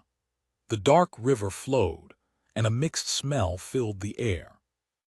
He would occasionally change his direction and chase after Jason Berea. The Desire Apostle nearly lost control again. He stopped and pressed himself against the damp walls and cold pipes, trying hard to rein in his bloodlust and his desire to kill. Pant, pant. The thin shadow started to move. At this moment, he suddenly turned his head to look at the spot he had just passed. The pitch-black armor and the black crown first entered his eyes, outlining an extremely imposing figure. Behind the figure, the weightless cloak lightly swayed as he moved forward. It's nearby. A body of heavy silver armor stained in blood went through the entrance and climbed down to the sewers. Thank you for listening to the story on KevinAudio.com 427. The choice of the times the murky river in the sewers flowed beneath the unlit surroundings. If a normal person walked in here, then he would have to carry a lantern in order to see the necessary details of the situation clearly. However, to Klein, who was in his spirit-body state, this wasn't an obstacle. Everything around him had long been reflected in his eyes. Therefore, when the Desire Apostle discovered him, he also discovered the Desire Apostle. He didn't speak, nor did he hesitate. He opened his mouth and let out a soundless screech. This was an attack that directly damaged the soul. The Desire Apostle suddenly stopped moving, as if someone had delivered a heavy blow to him. Large patches of shadow-like black substances fell off his body, as though he was shaking off the snowflakes that had been tainted with the deepest desires. In that instant, the desire apostle, who was already severely injured, almost fainted. Without the support of his physical body, he was like a candlelight in the middle of a raging wind, swaying back and forth, on the verge of being extinguished at any moment. His shadow suddenly dispersed, turning into a pitch-black liquid that flowed in all directions, making it impossible to know which shadow to pursue. At that moment, a shadow suddenly jumped out from the darkness behind Klein, and it suddenly rushed forward. The black liquid that could no longer be considered sticky was merely a tool used by the desire apostle to confuse and make it easier for him to launch a surprise attack. Klein didn't seem to react at all, allowing the shadow to lunge onto him. However, the desire apostle suddenly shivered, as if he had touched the coldest and chilliest object possible. The shadow rapidly slowed down, as if it had been frozen stiff.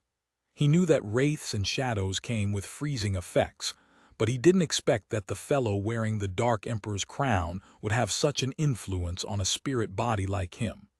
This was a case of being completely suppressed when it came to their lives' natural order. Klein had expected such an outcome. He half-turned his body, stretched out his right hand and placed it on the head of the stiff shadow. Then, the dark golden sun brooch, which was concealed by the black armor, flashed with a faint light. The desire apostle sensed the danger and could perceive his imminent doom. He tried to resist but was temporarily powerless. A ray of pure and holy light appeared out of nowhere and landed on the shadow's head, enveloping his body. The surroundings were suddenly illuminated as the black shadow struggled with all its might, but didn't stop evaporating.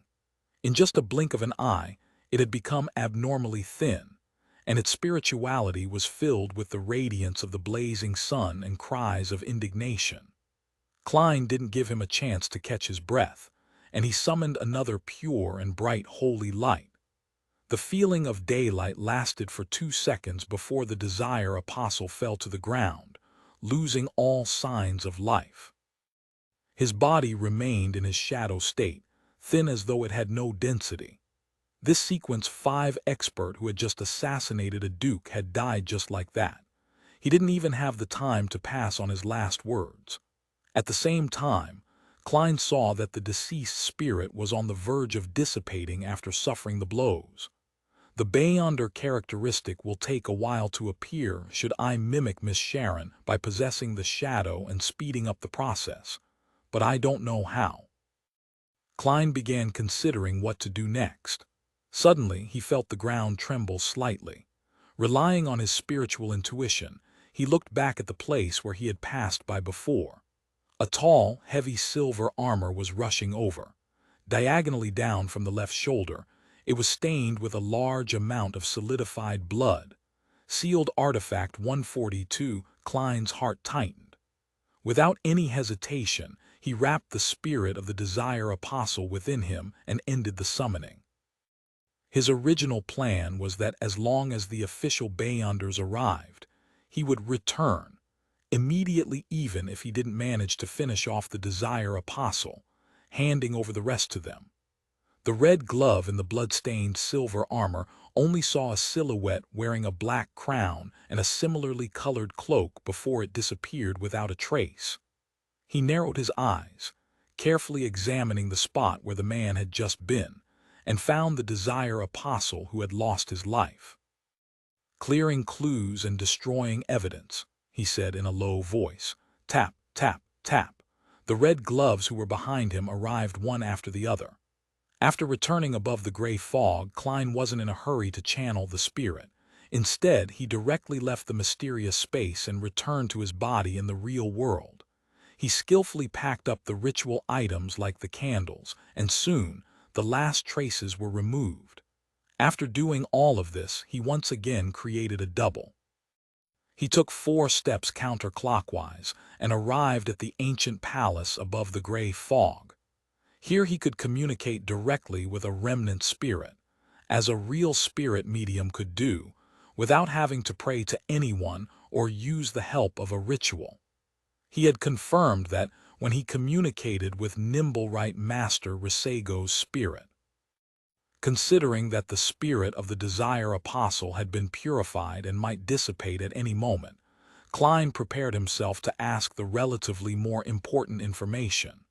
As for the potion formula for the Devil Pathway, he planned to consider it only at the end. In any case, even if he obtained it, he didn't plan on selling it, lest he would nurture a few cold-blooded serial murderers. Looking at the Desire Apostle with brown hair and brown, blank eyes, Klein emanated his spirituality and asked, "What were you plotting?" The Desire Apostle's connection had been completely severed off from the outside world by the gray fog and could only reply in a muddled voice, "Assassinate Duke Negan." Duke Negan him again, who wants him dead so much. Klein was stunned as he asked, "Did it succeed?" "Yes," the Desire Apostle answered calmly without giving any additional descriptions. In this state, he only replied to whatever he was asked. "Poor Duke Negan, the Lord of Storms, wasn't able to protect you." Klein gestured the sign of the crimson moon on his chest. He didn't attempt to understand the details and directly asked, "Who instigated you to do so?" Was it the organization that had commissioned Rear Admiral Hurricane Kalangos? Klein recalled the assassination attempt. The Desire Apostle calmly said, "An organization, the most secret and ancient organization. Most Beyonders don't know of its existence. Its members are said to have important figures in various fields, maybe the higher-ups of the various churches and militaries of different nations." Sounds familiar. Could it be that secret organization which Emperor Roselle joined, the ancient organization that wields the second blasphemy slate? Klein's mind stirred as he asked, "What kind of reward did they promise you that you would be willing to give up your identity of more than 10 years? The Desire Apostle replied in a slightly changed voice, "A card of blasphemy, the Abyss card." A card of blasphemy. The Abyss card, one of Roselle's 22 cards of blasphemy. This most likely corresponded to the Devil Pathway. It's no wonder that the Desire Apostle was willing to sacrifice everything that he had accumulated over the past 10 years just for this. In it lies the hope for him to become a high-sequence Beyonder. The reward is much more valuable than the mission. However, it's unlikely that Rear Admiral Hurricane Kalangos would be attracted by such a reward, unless that organization has another card of blasphemy or some other item. If it's really the mysterious organization which Roselle joined, finding a few cards of blasphemy is quite normal. Even if they don't, they still possess the blasphemy slate. Klein was alarmed at first before asking in confusion, "Why do they want Duke Negan dead?" The spirit of the Desire Apostle thinned significantly again, and he said in a hollow voice, "I don't know. All I did was consider taking the mission or not." "Then, have you heard anything?" Klein pressed. The Desire Apostle remained in the same unperturbed state. "I have heard that their purpose is the resurrection or awakening of the Creator. They interfere with the progress of history, making it fit their needs, in order to achieve their goals at a certain point in time. If the trend of the times aren't as they expect, then they will try their best to reverse it. Other than that, they just quietly watch from the sidelines, apathetic. Perhaps they wouldn't act or entrust something even once every few decades or centuries. A secret organization in the true sense of the word. It's consistent with Roselle's description of the powerful faction that secretly manipulates the world. It also seems related to the original Creator. Seeing that the spirit body of the Desire Apostle was about to disappear, Klein quickly asked, "What is the name of that organization? How can they be contacted?" The Desire Apostle looked ahead emotionlessly, his figure quickly disintegrating. Before he disappeared completely, he answered the question. "They are called the Twilight Hermit Order." Inside the house with the glass greenhouse, the thin secretary with the gold-rimmed glasses and white gloves sat with a sullen face and a look of deep grief. What's your name? What sequence are you? Which Beyonder pathway are you from? Deacon Icancer asked solemnly. The blonde secretary replied slowly in a deep voice, Lockhart Siakam, Sequence 5, as for which Beyonder pathway I'm from, you can apply for access to my records from me 9. All right, Icancer then asked, does the Duke come here at a fixed time every week? No, he doesn't like to work according to a schedule, especially after the assassination attempt by Kalangos. Before today, no one knew that he would be here today, and I only heard about it in the morning at Parliament, Lockhart Siakam replied seriously. Icancer thought and asked, if there's a spy amongst you, who do you think he is, and who do you suspect? Lockhart thought about it for a few seconds, then he shook his head. Following that, Icancer asked for details of the battle and got a rough idea of the process. He saw that Lockhart was pale and badly hurt. Hence, he politely rose to check on the rest of the Duke's guards. After watching the deacon of the machinery hivemind leave, Lockhart took a deep breath and trudged over to Duke Negan's corpse. The great noble was no longer naked like before, but the remnants of terror still remained on his face. After looking deeply at Duke Negan's corpse, Lockhart murmured sadly, I'm sorry. At this moment, with his back facing everyone, the corners of his mouth slightly curled up, he calmly added inwardly, this is the choice of the times. 428 The Scapegoa West Borough, 9 Hope Street, the Prime Minister's residence. Aigsid Negan stood behind a large table and looked at Earl Hall with a serious expression. Lord Hall, my secretary should have briefed you on what has happened. You're the first noble that I've thought of at this moment. The important member of the Conservative Party who was presently Prime Minister of the Cabinet looked like he had aged considerably. His tall, thin figure leaned forward as if unable to bear the bad news, to the point of needing to prop himself up on the table with both hands. But his eyes were still sharp and his attitude calm. Earl Hall, who had a beautiful mustache, sighed and said, I'm sorry to hear this piece of news. It has shocked me greatly. I was thinking of visiting His Grace in a few days to discuss the bill that we're all very concerned about, but who would have known that he would be attacked? Having lost the handsome appearance of his youth due to his deep smile lines and the fattening state of his body, he first expressed his condolences, grief, and empathy. Then he restrained his emotions and said, His Grace is already dead. Compared to crying and being angry, we need to be more careful and calm. Only by doing this can we handle the aftermath and prevent this heavy steam train of the kingdom from derailing. This is also the reason why I came to you immediately. The other nobles will only call upon their gods, trembling in fear, and express how unacceptable this is. They will want the murderer to be severely punished and the mastermind found. From their point of view, even the Duke, who was heavily protected, could be assassinated. Then what about them? Prime Minister Aigsid said in a heavy voice. It's a perfectly natural and understandable reaction, but it's not the reaction we need. Earl Hall nodded and asked, Who's the murderer? What was the motive? A devil who was disguised as a banker for more than a decade, a true devil. By the way, your Varvet Bank just acquired his business, Aigsid said, his tone unchanged. Patrick Jason. Earl Hall immediately remembered the man's name. He was the one who approved the acquisition of the bank.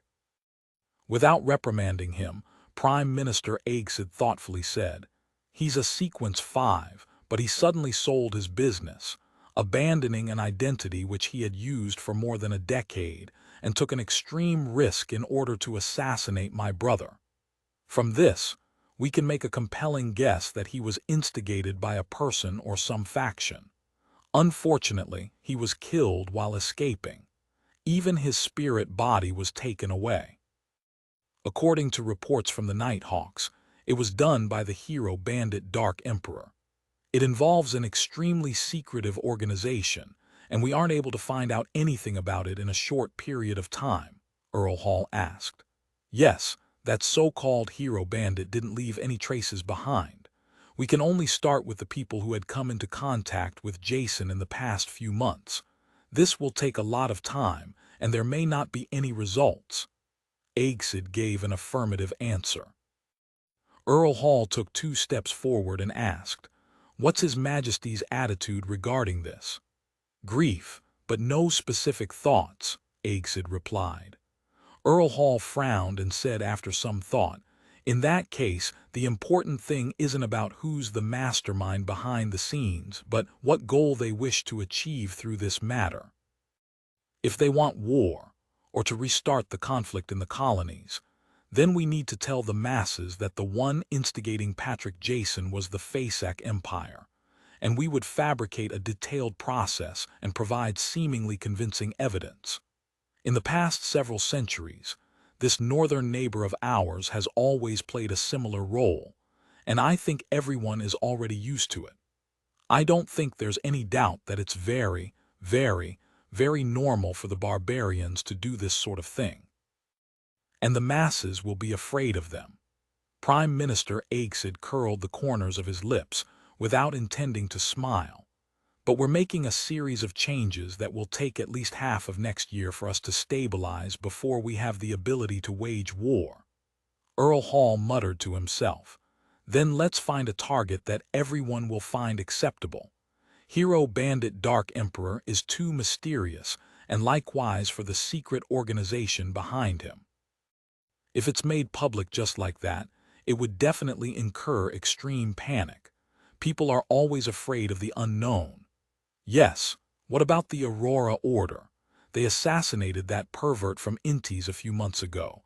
It wouldn't surprise anyone if they do anything else.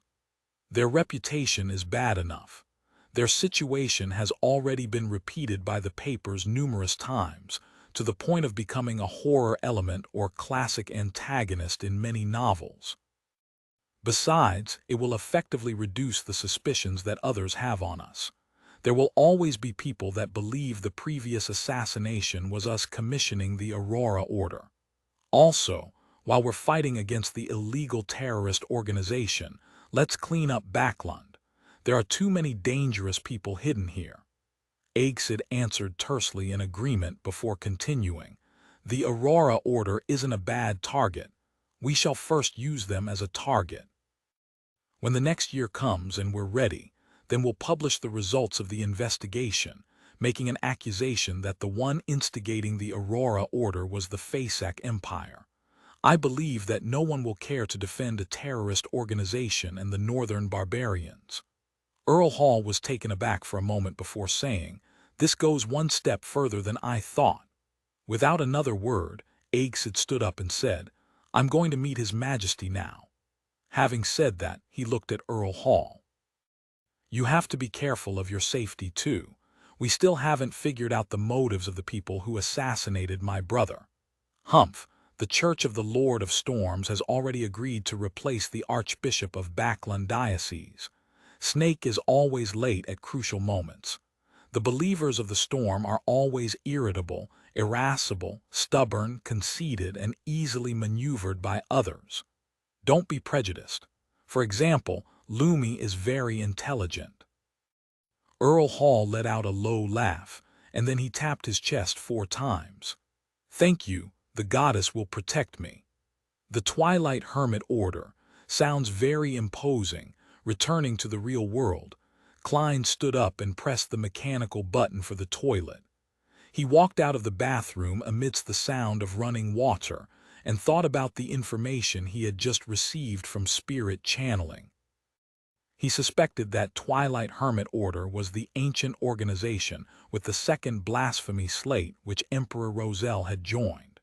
To choose to have someone assassinate Duke Negan for the sake of a so-called historical process sounds a little absurd, but it also seems to make sense. Their goal is to revive or awaken the original creator. This is similar to the City of Silver's belief. Little Sun and company have never believed that the creator is dead. They can only accept that he has abandoned that piece of land and has been trying to get a response from him. Klein paced back and forth, letting his thoughts wander. After an unknown amount of time, he suddenly heard knocking on the door. It wasn't an attendant or maid from the Quelog Club, but the bespectacled Carlson, one of the machinery hivemind members whom Klein had seen before. "How did you get in?" Klein asked deliberately. When Carlson saw that he was indeed in the room, he relaxed a little. Seeing that no one was around, he smiled. "As a Beyonder, we often have all sorts of methods." He received news from Deacon Icancer, learning of the Desire Apostle's death, and came to confirm my situation. As for my performance, it's rather successful. My illusion of a living person wasn't exposed, and I successfully pulled the wool over everyone's eyes. Klein's heart had stirred and said, "Your expression tells me that there's good news." "Yes, Patrick Jason Berea has been killed." "You're safe and no longer need to be protected by us," Carlson said honestly. Such feedback made Klein feel the potion inside his body to seemingly accelerate its digestion. Surprised and delighted, he asked, "Are you sure?" "Yes," Carlson gave an affirmative answer. "That's great," Klein said happily. Carlson looked at him and complimented him wholeheartedly. "Your detective instincts and logical thinking have given us a great deal of help." The deacon wrote that after this matter is over, a reward will be given to you in secret. Probably about £1,000. £1,000. Not bad, very generous. However, even if the bills in Jason's suitcase were of £5 or £1 denominations, and even if his jewelry isn't too expensive, it should still add up to about £50,000. Right. Ma'am Mary of the National Atmospheric Pollution Council is probably worth that much if one counts her shares in the Coim Company. Yes, Jason's accomplice in luring Spellsinger of God away had probably taken some of the money. The remaining amount is probably around £20,000 to £30,000, but that's still nothing £1,000 can compare with. What a pity. I can't think of it that way. Maybe Jason's accomplice took all the wealth ahead of time. Klein felt a wave of disappointment and joy. And the reward from the machinery hivemind was even more proof of the success of his performance during this period of time. It made him feel like he was only one step away from completely digesting the potion. This is something I should do. After all, the person being threatened is me. Klein smiled. He wasn't worried about retaliation from Jason's accomplice because revenge was only a ruse. More importantly, he would be a Sequence 6 by then. Carlson nudged his glasses and said thoughtfully, "Sherlock, you're also a believer of God. We hope to establish a good relationship with you. In the future, you can inform us of whatever you encounter and gather." This is them developing me into an informant of the machinery hivemind. I have another channel for reimbursement. Klein drew a triangular-shaped sacred emblem on his chest. No problem. No longer being protected by the machinery hivemind, Klein stayed at the Quelog Club until dinner. Then he slowly took a carriage back to 15 Minsk Street. He opened the letterbox out of habit and saw a new letter with no postage stamp. The letter was from Detective Isengard Stanton, who left it after an afternoon visit, had written, "I heard from the machinery hivemind of the suggestion you offered. Your sharpness and caution is truly astounding. If you weren't already a Beyonder, then I would even believe that being a reader is the pathway that suits you best. You truly are the best young man at deduction that I've ever met." Klein stood in the living room, reading Isengard's letter by the light of the gas lamp. This time, there was nothing new to the performance. It was done step by step and conformed to the past performances. It didn't even have much of an effect, but there were enough people in the audience, and all of them were by my side, which allowed me to get feedback directly. Klein held onto the letter as he reflected over the matter. He half closed his eyes and felt something inside his body rapidly disintegrating and dissipating. Numerous illusory stars around him seemed to appear, and he could only feel a very weak attraction from the resplendent stars. On the last month of 1349, his magician potion was finally digested. 429 various parties, the street lamps at night illuminated the wet ground. which was sent splashing by the occasional horse carriage that passed by. Backland was located in the middle of the kingdom, only dozens of kilometers from the Sanya Sea, and it rained frequently all year round. The highest temperature in July was only 28 degrees Celsius, and the lowest was around 2 degrees Celsius in winter. The weather seldom had a chance of dropping to 0 or lower, but this didn't stop people from feeling the cold here. Even the northerners from Fasak, who were used to living in ice and snow, sometimes couldn't bear the humidity that penetrated through their clothing and flesh. Klein stood behind the oriel window in a room which didn't have its fireplace lit. He looked at the tranquil scene outside and felt relaxed in his body, heart, and soul. As long as he gathered the ingredients and concocted the potion, he could immediately advance to sequence 6, becoming a faceless. The magician potion has been completely digested. The desire apostle was personally finished off by me, and he failed to escape. The Aurora Order's search of the fool's believers is still going in circles. Apart from Mr. Azek being pursued by an unknown faction and the problem of the potion ingredients, I'm temporarily not troubled by anything. Klein leaned his body forward and took in a breath of air. He then looked at the fog that had condensed on the windows. The reason why he had risked his life to intercept the Desire Apostle was because he was afraid that the other party would have other plans and, thus, smoothly escape from the pursuit of the official Beyonders. At that time, he might be remembered for his crucial advice and be avenged afterwards as a cold-blooded. A devil was unlikely to take the risk of avenging his comrades, but that didn't mean that they wouldn't choose to vent their anger on someone who nearly caused their death. This operation was definitely necessary. Perhaps someone from the Twilight Hermit Order is somewhere receiving him. Once the Desire Apostle escapes, and with me not having any relevant information, perhaps I'll be prepared against a Sequence 5, believing that I would be pretty safe once I advance to Faceless. But the Desire Apostle might very well use the information provided by the Abyss card, and the Twilight Hermit Orders help to advance to become a high-sequence Beyonder. Such a development is quite scary if I think about it. One is required to inflict the finishing blow of justice. Klein reflected over what had happened this afternoon and summarized his experiences and lessons. After enjoying the night scenery for a while, he returned to the sofa and sat down to think about his future plans.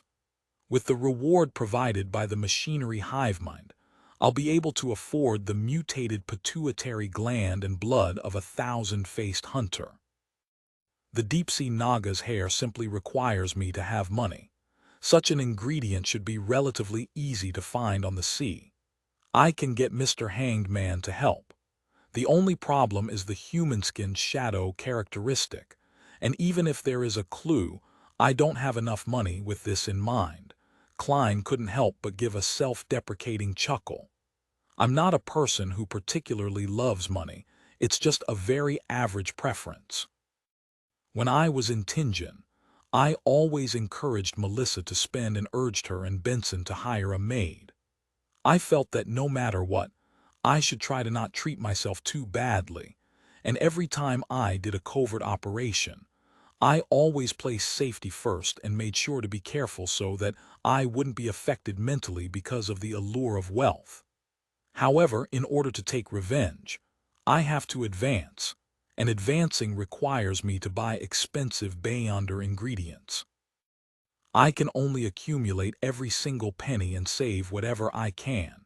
He suddenly hunched his shoulders and felt that the coldness of the living room made a magician like him, who didn't have an excellent constitution, shudder. Therefore, he decided to take a shower, crawl into bed, and read in bed. There's only another 3 or 4 hours left before it's bedtime. There's no need to ignite the fireplace again. With a sigh, Klein got up and walked to the second floor. Under the steam cathedral. After Icancer finished reading all the recorded statements, he picked up his coffee and took a sip. After a few seconds of silence, he He pulled out the ancient silver mirror called Arrows. Carlson took a glance at it and asked curiously, "Deacon, if I ask the Honorable Arrows about an unsolved mathematical problem or a classical paradox, will it give me the correct answer?" "Most of the time, it will directly reject you. If it thinks that you have ill intentions, it will even give you a lightning strike or make you suffer a curse that you would never want to face," Icancer said with a sigh. "It's a living sealed artifact with extremely high intelligence, not a rigid rule-abiding difference machine. When using it, it's best not to think about trying to find loopholes." Carlson looked around at his teammates and kindly suggested, "Deacon, let me ask the question for you. I have nothing I need to hide." He straightened his back and assumed an open, honest posture. Icancer smiled bitterly and said, "There's no need. I already know what I need to know. I'm no longer afraid of similar questions, and occasionally the Honorable Arrows will ask very profound questions. With your body's condition, the subsequent penalty won't be easy to bear." With that said, he clenched his fists before spreading his fingers apart and gently stroked the surface of the mirror thrice. In that subtle atmosphere, Icancer asked in a deep voice, "Honorable Arrows, my question is, who or what faction instigated the Desire Apostle to assassinate Duke Negan?" The silver mirror didn't show any changes for a while. Only after a long time did the surface produce an aqueous light, forming a scene that looked like an oil painting. It was a plain where the sun was about to set.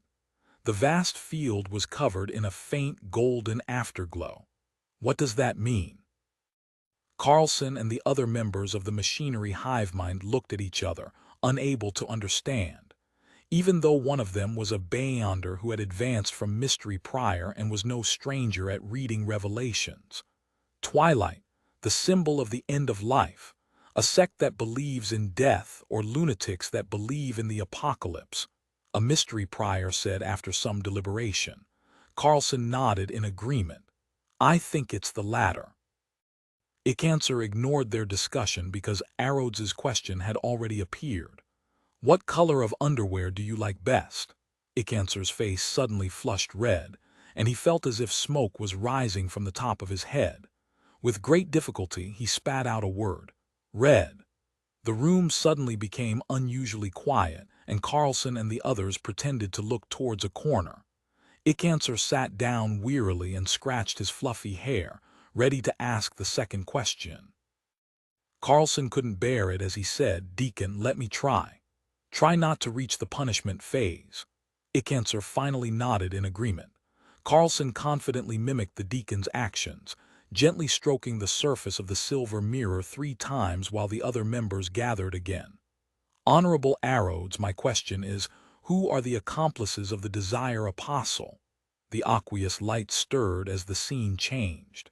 It first presented a woman's back, one with an outstanding figure. Then there was a person who was extremely blurry and could barely be identified as a man based on his attire. There is indeed another partner. This should be the person who sold the intelligence on Duke Negan. It's a pity that the other party has already dealt with it. Carlson looked around and said. He felt that he had no secrets and didn't need to care about the questions that followed. This time, the choices that Arrows offered was a question, a mission, or a penalty. Without any hesitation, Carlson said, "Question." Words that looked like dripping blood quickly outlined the surface of the silver mirror. "Do you relieve yourself daily with your hand?" Carlson's lips quivered, and he felt his ears rapidly turn hot. Although this was something he found very normal, giving an answer in front of so many teammates and his superior still gave him the urge to bury his head in the ground. "Yes," he answered very quietly. "Under St. Samuel Cathedral." Dolly, with her blue eyeshadow, tossed a stack of documents in front of Soul Assurer Soest. "All the information you want on the tarot card case." "It's smaller than I thought," Soest said, slightly surprised. Dolly snickered. "This is just an index." Upon seeing this, Leonard touched his lower lip with the palm of his red gloved right hand. "Captain Soest, Why don't we do a thorough investigation of the people who interacted with Jason Barea and compare it with the two previous cases? There might be clues to the organization that is symbolized by tarot cards.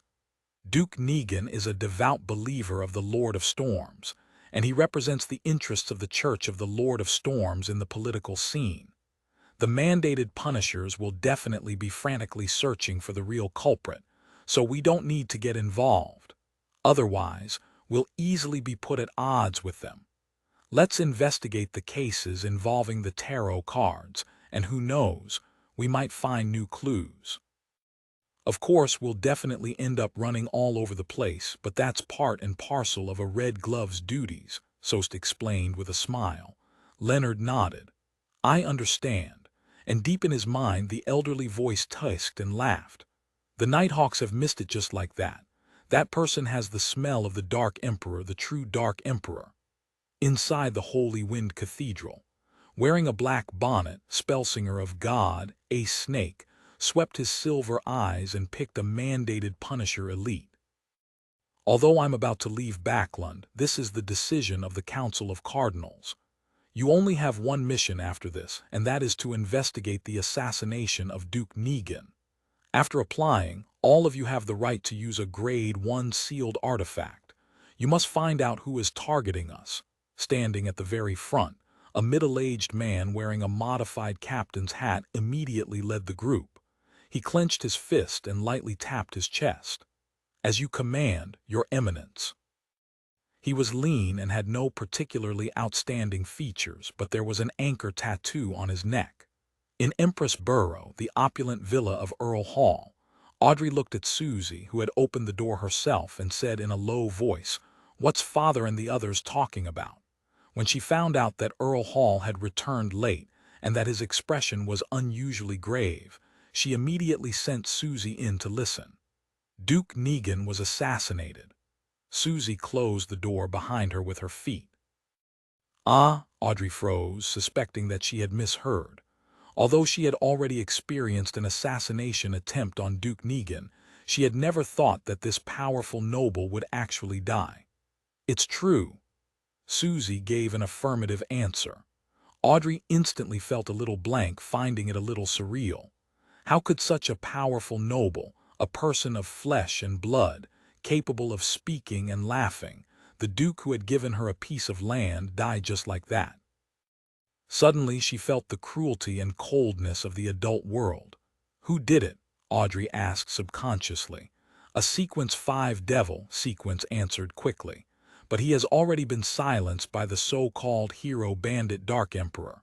Ah, Audrey was stunned once again. How could it be the hero bandit Dark Emperor? How could it be Mr. Fool's adorer? He helped me resolve the problem of Duke Negan's previous assassination. This is a complete contradiction. Audrey immediately told Susie to eavesdrop again while she locked the door behind her and sat at the edge of her bed, praying to Mr. Fool. After she had finished reciting his honorific name and had described the assassination of Duke Negan, she asked with great trust, "Was your adorer present there?" After a while, she saw the endless gray fog and heard the voice of the Fool. "Yes. He's looking for the organization that directed the Desire Apostle." As expected, it wasn't arranged by Mr. Fool. Was the reason why he had his adorer stop Kalangos last time also because of that organization that's pulling the strings behind the scenes? Audrey relaxed and asked curiously, "What organization is that, for it to gain your attention?" A second later, she heard Mr. Fool reply in an unperturbed manner, "Twilight Hermit Order. 430, a brand new day Twilight Hermit Order. What kind of organization is it? Why haven't I heard of it?" When Mr. Hanged Man was filling me in on the general knowledge of the various factions, he didn't even mention anything about this. Audrey was both surprised and confused. As the gray fog faded away, Mr. Fool's aloof figure had vanished. Her eyes darted around as she quickly made a guess. This organization known as the Twilight Hermit Order sounds even more powerful and mysterious than the other underground powers such as the Aurora Order and the Life School of Thought. It's so unknown that even the knowledgeable and experienced Mr. Hanged Man, who's closely related to the Church of the Lord of Storms, doesn't know of its existence, and their plot was directed at a powerful noble of the kingdom, one of the most powerful people in the world. They might be the observers hidden in the deepest depths of the Beyonder world, the true controllers. They influence the situation of the northern and southern continents, so it's no wonder that they would be noticed by Mr. Fool. The last time Mr. Hanged Man successfully got his adorer to help wasn't because the promised reward was sufficiently high, but because Mr. Fool himself was targeting Twilight Hermit Order. This organization is as mysterious as our tarot club. Audrey, for some inexplicable reason, became a little excited, and this diluted the impact Duke Negan's assassination had on her. There definitely aren't a lot of Beyonders who know of the existence of the Twilight Hermit Order. And I'm one of them, and we, the Tarot Club, are targeting them. Audrey stood up and walked to the full-body mirror in front of her. She raised her chin slightly, showing an abnormally beautiful angle. Staring at the girl in the mirror, Audrey slowly calmed down. This was the first time she felt it was imperative that she quickly raised her sequence. Even Duke Negan, a Beyonder under tremendous amounts of protection, can be assassinated, let alone Father, who's just an ordinary person. Although based on the family vault situation, there are definitely many Beyonders in the family, and the Church of the Goddess will also provide additional protection. However, this doesn't ease my heart. Duke Negan's guards aren't any weaker than what we have. All the best, Audrey. Get to sequence 7 as soon as possible, then sequence 6, and then hide in the darkness. I'll be my father, mother, and brother's last line of defense. The capital of the Roarsted Archipelago, the city of generosity. The Blue Avenger was once again passing by, moored at the port, giving sailors a chance to indulge and vent. Alger Wilson changed into a robe embroidered with storm patterns and went to the largest cathedral on the archipelago, the Cathedral of Waves. It was classical in style, and it mostly used stone pillars and arch structures, and it had a towering dome and 2 clock towers in the early days of colonization. The pioneers often had no time to build a cathedral, which brought about very serious consequences for them. Surrounded by tribes, jungles, and ancient buildings, they would often die mysteriously in great numbers for no reason at all, even after they had conquered the region. This situation, which had caused a great panic, gradually deteriorated after the cathedrals of the various churches were built, becoming something that happened only once in a while. Standing in front of the cathedral, Alger was in no hurry to enter. Instead, he looked through the narrow windows at the dark and mysterious atmosphere and the warm candlelight that illuminated the activity area.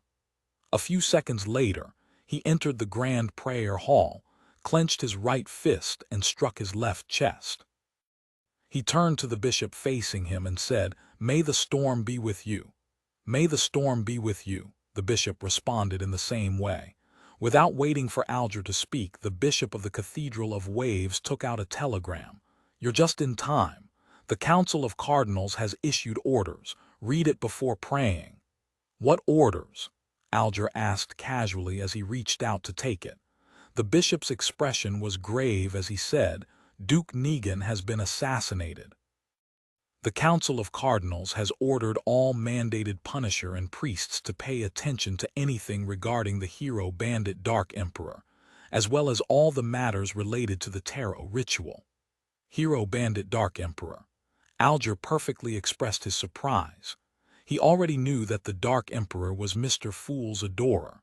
The bishop said with a serious nod, "The assassin of Duke Negan is a Sequence 5 devil, but while escaping, he was killed by hero bandit Dark Emperor. This is the same outcome as Rear Admiral Kalangos, who failed to assassinate the Duke. Not only are the superficial circumstances the same, but even the core issues are the same.